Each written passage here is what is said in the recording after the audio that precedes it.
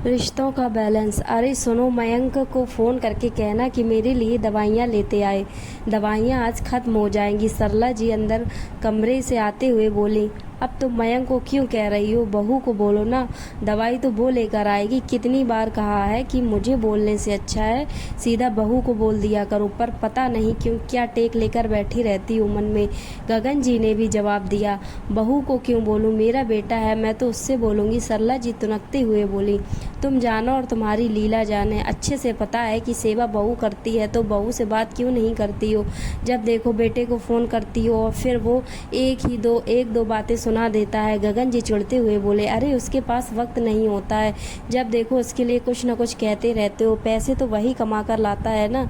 सरला जी बेटे के पक्ष में बोली। हाँ, माना कि कमा कर वो लाता है, लेकिन सेवा बहू ही करती है। तुम्हारे बेटे को तो ये तक नहीं पता कि तुम दवाइयाँ कौन कौन सी लेती हो, और फिर कह रही है उसको फ़ोन करके बोल दो। अरे तुम उसको फ़ोन करती हो और फिर वो बहू से आकर लड़ता है कि वो घर में रहकर क्या करती है, जबकि बहू को तुम कुछ बोलती नहीं।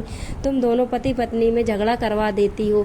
तुमसे एक बात कहो ना तो तुम 10 बातें सुनाते हो। तुमसे तो बोलना ही बेकार है। मैं खुद ही कर दूंगी अपने बेटे को फ़ोन। कहती हुए सरला जी जिस रफ्तार से कमरे में आई थी उसी रफ्तार से बाहर निकल गई और जाकर अपने बेटे मयंक को फ़ोन लगा दिया। मयंक के फ़ोन उठाते ही उन्होंने बोलना शुरू किया। बेटा, आज आते समय मेरी दवाई लेते आना, सिर्फ 1 दिन की ही दवा बची है। मम्मी मैं ऑफिस में बिजी हूँ, आप मुझे फ़ोन करके क्यों कह रही हो? स्नेहा भी तो है वहीं, उससे कह दीजिए। अब उससे क्या बोलूँ, वो तो कहीं बाहर गई है। तो तू ही आते समय मेरी दवाई लेते आना। तुझे पता है ना मैं 1 दिन भी दवाई नहीं लेती तो मुझे समस्या होती है। ठीक है मम्मी, मैं देखता हूँ, कहकर मयंक ने फ़ोन रख दिया और सीधे फ़ोन लगाया अपनी पत्नी स्नेहा को। स्नेहा के फ़ोन उठाते ही मयंक ने बोलना शुरू किया। यार कहाँ हो तुम? मम्मी की दवाई ख़त्म हो रही है, तुम उन्हें दवाई तो ला कर दे सकती हो। वह मुझे और यहाँ ऑफिस में फ़ोन करके परेशान कर रही हैं। मयंक मैं बाजार आई हूँ, अब जाहिर सी बात है दवाई भी लेकर ही जाऊँगी, ऊपर से मुझे उनकी रिपोर्ट भी कलेक्ट करनी है। मुझे क्या पता वो तुम्हें क्यों फ़ोन कर रही हैं। कहकर तो आई थी कि बाजार जा रही हूँ। यार तुम लोगों का मुझे समझ में नहीं आता। मम्मी तुमसे कहती नहीं है या तुम काम करती नहीं हो, कुछ समझ ही नहीं आ रहा है मुझे तो।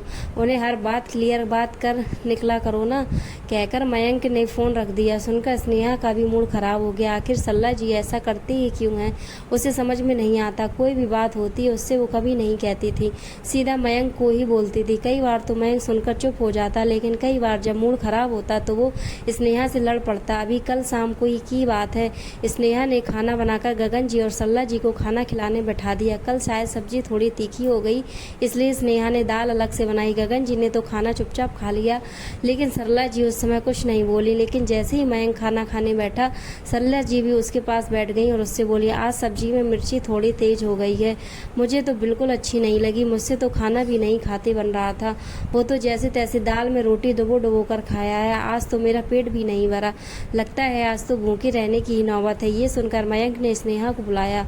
स्नेहा तुम्हें पता है ना कि मसालेदार सब्जी मम्मी पापा से खाते नहीं बनती, फिर सब्जी इतनी तीखी कैसे कर दी? मयंक वो गलती से सब्जी में मिर्च 2 बार गिर गई, इसलिए मैंने दाल बनाई है ताकि मम्मी जी पापा जी पेट भर के खाना खा लें। थोड़ा तो ध्यान देना चाहिए। अब तुम ही खाओ, तुम्हारी ये सब्जी। मम्मी का तो पेट भी नहीं भरा, खुद का पेट भरने से मतलब है घर में बाकी लोग चाहे भूखे रह जाएं। मयंक मैं मान तो रही हूँ ना कि मुझसे गलती हो गई, इसलिए ही तो मैंने दाल बनाई थी। तो कोई एहसान किया था मुझ पर? तुम मम्मी पापा का बिल्कुल भी ध्यान नहीं रख सकती हो? कहते हुए मयंक खाना खाते खाते उठ गया और इस तरह छोटी सी बात का तिल का ताड़ हो गया। उस दिन भी गगन जी ने मयंक को बहुत समझाया था। मयंक समझता तो सही, फिर थोड़ी दिन में भूल जाता। खैर शाम को मयंक घर आया तो सरला जी उसके लिए पानी का गिलास लेकर आई। अरे मम्मी आप पानी का गिलास लेकर आई हो, स्नेहा कहाँ है? वो तो अभी तक घर नहीं आई, पता नहीं कौन से बाजार गई है। सरला जी उसके पास बैठती हुई बोली। गगन जी ने कहा, अरे अभी आ जाएगी, कई बार रिपोर्ट तैयार नहीं होती है तो उसमें टाइम लग जाता है। जब मेरी उससे बात हुई थी तो वो रिपोर्ट लेने गई हुई थी, राम में जाने कौन सी रिपोर्ट लेने गई हैं। भला इतना टाइम लगता है क्या? पर फिर भी अब तक तो उसे आ जाना चाहिए था।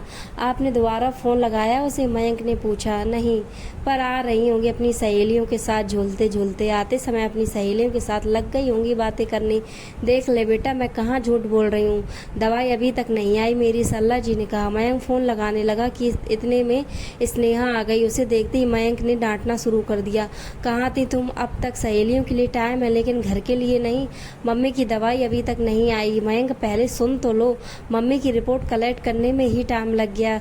सभी रिपोर्ट तैयार ही नहीं थी और कौन सी सहेलियों के साथ थी मैं, बताओ मुझे अब की बार, स्नेहा ने अपनी आवाज़ थोड़ी ऊंची करते हुए कहा। आवाज़ नीची करके बात करो, एक तो खुद बाहर घूम रही हो, घर की कोई जिम्मेदारी नहीं है, ऊपर से मुझे सुना रही हो। मयंक मैं अपनी जिम्मेदारी समझ कर ही गई थी, अब टाइम लग गया तो उसमें मैं भी क्या कर सकती हूँ। स्नेहा अपनी ज़बान बंद करो, मयंक गुस्से में आता हुआ बोला। बस करो मयंक, उसने घर में कदम भी नहीं रखा और तुमने चिल्लाना शुरू कर दिया। उस पर चिल्लाने से अच्छा था कि तुम्हारी मम्मी की रिपोर्ट और दवाइयाँ तुम खुद लेकर आते। हर चीज़ में वक्त लगता है, गगन जी ने कहा तो स्नेहा रिपोर्ट्स और दवाइयाँ वहीं रखकर अपने कमरे में चली गई। गगन जी ने सरला जी की तरफ घूर कर देखा, जैसे कह रहे हो कि पड़ गई ना मन को ठंडक। उन्हें घूरता देख सरला जी भी उठकर अपने कमरे में चली गई। तब गगन जी मयंक से बोले, बेटा जब तुझे पता है कि तेरी माँ हर बात तुझसे ही कहती है, तेरी पत्नी से नहीं, तो थोड़ा संयम तू भी रखा कर। बिना सच जाने छोटी छोटी बातों को लेकर बस बहू से लड़ पड़ता है। ऐसे तो बेटा तुम लोग कैसे खुश रहोगे। पर पापा मैं भी क्या करूं, मम्मी सीधे मुझसे बोलती हैं तो मुझे भी लगता है कि स्नेहा कुछ भी नहीं करती। मयंक ने अपनी बात कही। बेटा एकदम से रिएक्ट क्यों करते हो?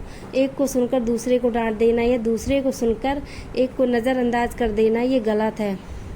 हम पुरुषों की ज़िंदगी इतनी आसान नहीं होती, हमें भी बैलेंस करना पड़ता है। जब चीज़ों को बैलेंस करना सीख जाओगे तो ही ज़िंदगी में खुश रहोगे और घर में शांति रहेगी। मम्मी ने कहा और तुमने रिएक्ट कर दिया, ये तो गलत है, अपना खुद का दिमाग इस्तेमाल करो। सॉरी पापा, आगे से ध्यान रखूँगा, कहकर मयंक अपने कमरे में चला गया और स्नेहा से माफ़ी मांगी।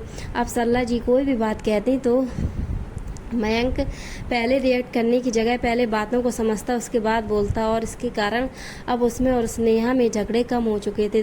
दोस्तों कैसा लगा वीडियो में कमेंट्स में बता।